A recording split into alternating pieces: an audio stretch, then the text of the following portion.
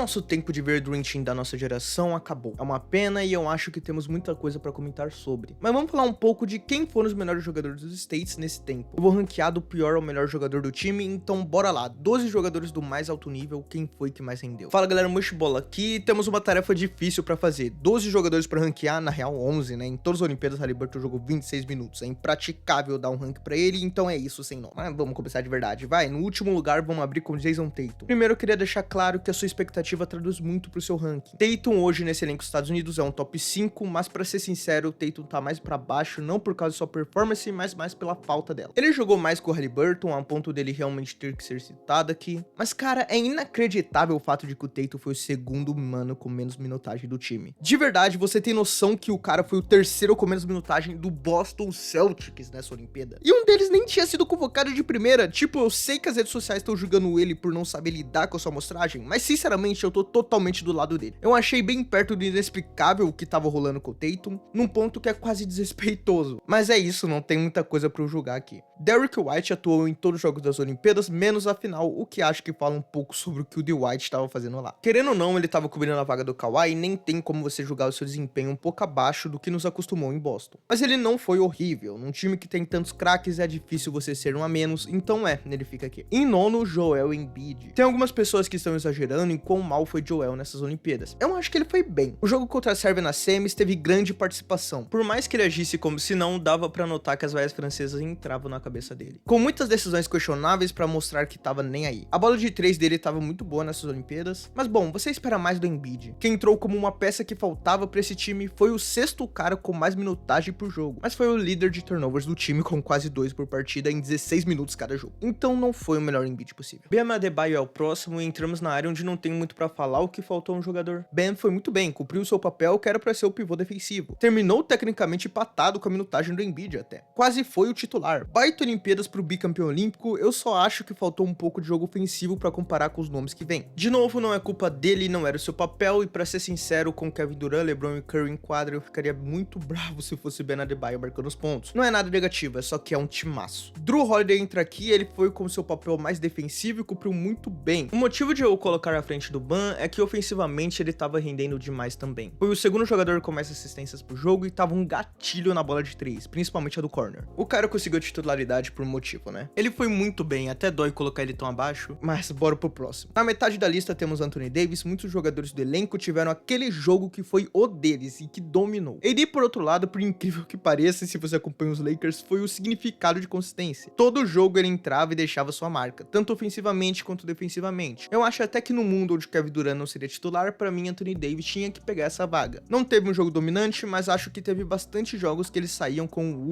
a gente não conseguiria sem o AD. Ótima atuação dos dois lados da quadra pro Monocelha. Em quinto, talvez a coisa mais controversa da lista, mas eu vou de Anthony Edwards. Olha, assim que estávamos entrando nas semis, eu tinha apenas LeBron James à frente do Ant. Mas eu não vou mentir, pra um cara que tinha um pensamento de ser a primeira opção e tava até correspondendo a isso, eu esperava mais do Ant na final e na semi. Eu não tenho muita reclamação de como você tem o seu top 5, eu acho que esses caras foram tão bons que você pode colocá-los em qualquer posição que não seria tanta loucura. Então eu tenho que tirar uns pelo em ovo pra poder colocar um acima do outro. Pra mim é briga forte com o quarto colocado, Devin Booker. Por toda a Olimpíada, ele e Ant tiveram produções muito similares, mas a final do Booker é algo que faz eu colocar ele acima do Ant. De novo, nesse ponto, temos que pegar coisas pequenas assim e torná-las definidoras. E pra mim, Booker superou as expectativas que eu tinha a ele. E pra muitos também, ele foi o cara com mais minutagem tirando o Big Three, né? Então, dos mortais, pra mim, ele era o melhor. Playmaking num ponto que o time precisou muitas vezes e uma cesta ambulante. Então é isso, mas sem muita surpresa, o top 3 é LeBron, KD e Curry. Mas em terceiro eu vou de Kevin Durant. Se tem um arrependimento que esse time vai deixar, é o KD ter entrado lesionado. Não pôde ser titular até a final e não jogou nenhuma partida de exibição, mas o que vimos dele foi suficiente. Teve seu grande jogo no primeiro contra a Sérvia, errando um arremesso apenas, e foi consistente em todos os outros. Ter Kevin Durant saindo do seu banco é uma ostentação bizarra. Ele seria o segundo se Stephen Curry não teria sido insano na semi e na final. Antes das decisões, Curry estava 5 de 20 na bola de 3 nas Olimpíadas, com 2 jogos que ele não fez uma bola tripla. Steph provavelmente estaria nem na metade superior da lista até o jogo contra a Sérvia. Mas o que eu posso dizer? Ele teve as 2 melhores atuações do ciclo, nos 2 jogos mais importantes. Se ele tivesse um jogo normal contra a Sérvia, estaríamos falando aqui da maior vergonha esportiva na história dos Estados Unidos. Mas ele fez muito mais, ele salvou os States. E na final, a França vinha com um momento surreal pra virar e ser campeã, mas Steph não só matou esse momento, como ele fez 4 vezes das maneiras mais ridículas que poderia. A França tava dura na queda e permaneceu, mas Steph não parava de parar eles. Atuações lendárias pra salvar o time dos States, eu poderia até considerá-lo como o primeiro, mas eu acho que eles não venceriam os jogos finais sem LeBron James também. Triplo-duplo contra a Sérvia, duplo-duplo de assistências na final e quase conseguiu também nas quartas contra o Brasil. Além de ser um motivo junto com o Curry dos States terem levado o ouro. Ele performou todo o jogo das Olimpíadas, 66% dos arremessos, era quase impossível fazer o velho errar. Em resumo,